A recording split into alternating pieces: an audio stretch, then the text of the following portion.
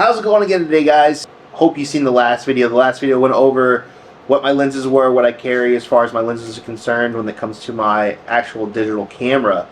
What we're going to go over today is my film camera. So I spoke a little bit in the last video about the fact that I shoot both film and digital. So I'm a hybrid shooter, but not in a typical hybrid shooter that you see now with people shooting both digital and video. I do kind of the opposite and took a step back and do both digital and film. I've always liked the way film looks. I just recently, I'd say within the last year or two, got back into it. Decided to try to start doing it and see how it would work in my workflow on wedding days. So initially what I started out with is what you might see pretty typically out there is like a Canon AE1, and that's a manual focus camera if you're unaware, and I would typically shoot somewhere between like a 160-400 speed film. Never really got up to 800 because at the end of the night when I would actually need 800, unless you wanted to shoot 800 through the day, you definitely do.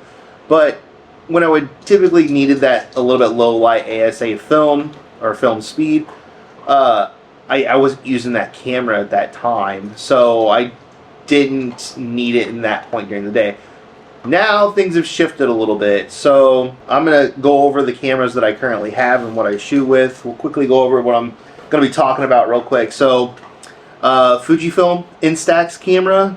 This is the one that has the screen on it, the Mini Evo. Awesome camera. I'll explain a little bit more about what I do with that during the day when I go into detail. This is the Pentax 645N, not the N2 and not just the standard 645. This one is the N. So look that up if you'd like. Awesome camera. This one is very, not new, but new to me. This is the Contax G2. I absolutely love this camera. This is my main 35mm camera. I don't know if I mentioned it or not. This one's medium format. That's what the 645 stands for if you didn't already know. This one's awesome, guys. I mean, this camera is amazing. I do want to get different lenses for it. I have not had it, probably had it for about 6 months now, give or take. Probably not even that long, but yeah, that's my main 35mm camera at this point. So to kind of cycle back through the Fujifilm Instax camera. Now I know this is not really your typical film camera. It does shoot out those Mini Evo film Polaroids out the end here. It has the option to do all these, neat little things and everything, as far as like switching the way it looks and the different film type stuff you can put over the top of it. I shoot standard on it. I turn my flash on the front so you get that direct flash look. It's not super powerful. It is nice that the internal battery actually is able to be recharged, so I don't have to worry about carrying batteries for this guy. And the reason I went with this one instead of going with the regular Instax is I can view what the photo looks like before I actually send it off to print.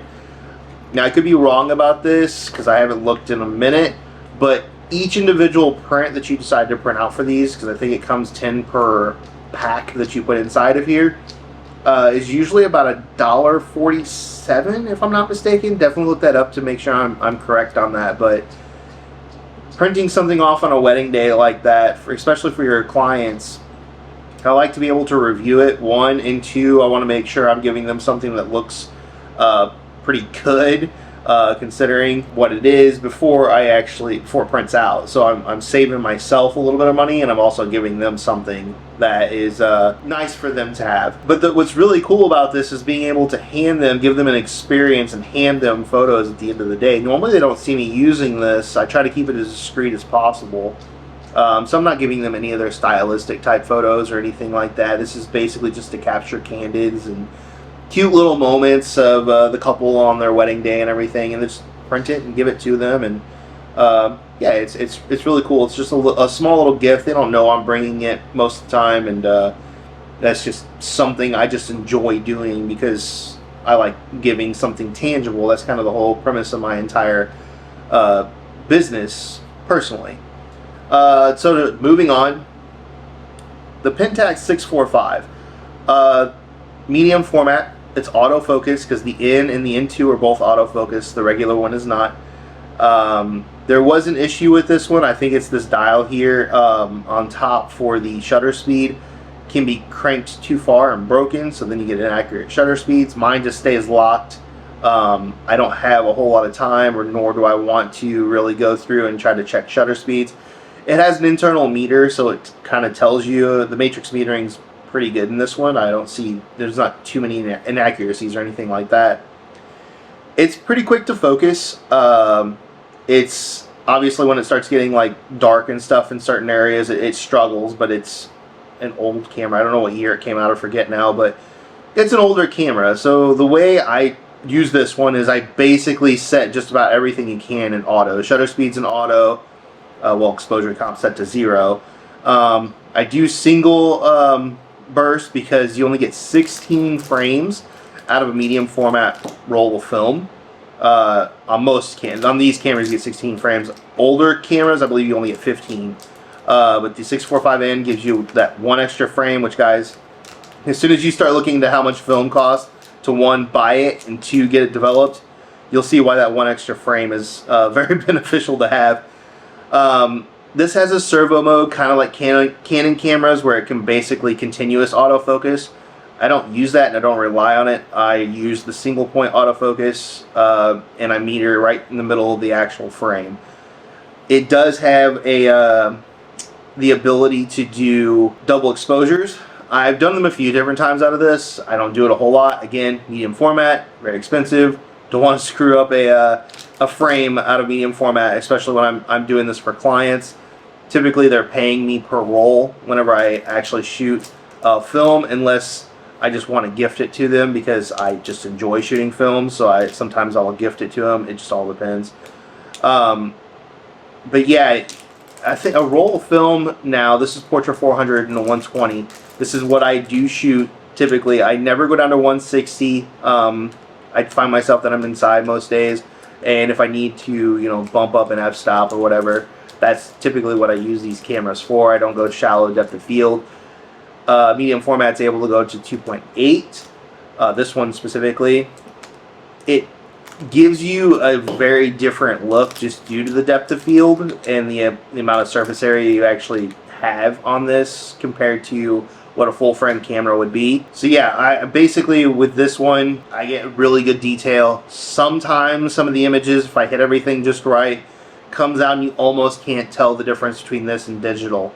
It's pretty crazy to think that these cameras that are this old can still perform as well as they do, and yeah, they're just awesome. Again, medium format is a bit different than what your typical full frame is. This is a 75mm lens that's on here, which I know I'm going to be off, so obviously correct me in the comments, but 75 is close to a 50 on medium format. Just like APS-C, when you go down from full frame, you kind of get a longer, more telephoto style number as far as millimeters go. But this one is the 75 is basically a 50. I do have a 45 for this as well, which is basically a 35. So yeah, I mean, amazing camera. I would love to have the Contax 645. They're rather expensive, and I'm not sure how much longer I will actually shoot film on wedding days. I mean, it just really depends on interest and the price for film if it continues to climb, because it's getting pretty expensive. So moving on, the Contax G2. So this, like I said, I haven't had this too long. It's pretty much always set in auto too, except for the aperture, just like on the medium format. It's got a autofocus. Manual focusing in this camera is near impossible. There's no focus on the actual barrel of the lens. It's this little scroll wheel right here. So there is a way to set it to infinity and focus at infinity, but it goes down to 2.8 up to 22. I use single point autofocus as well on this one. You get 37 images out of this one rather than the typical 36 you normally get on rolls of film. But yeah, this one is amazing. The optics on this are insanely sharp. Carl Zeiss lenses, I mean, they were revered whenever they were popular for film cameras. You can still get them for Sony cameras. I don't think they're as good as they used to be, and that could just be me looking too far into it. If you use Carl Zeiss lenses, obviously no offense to that.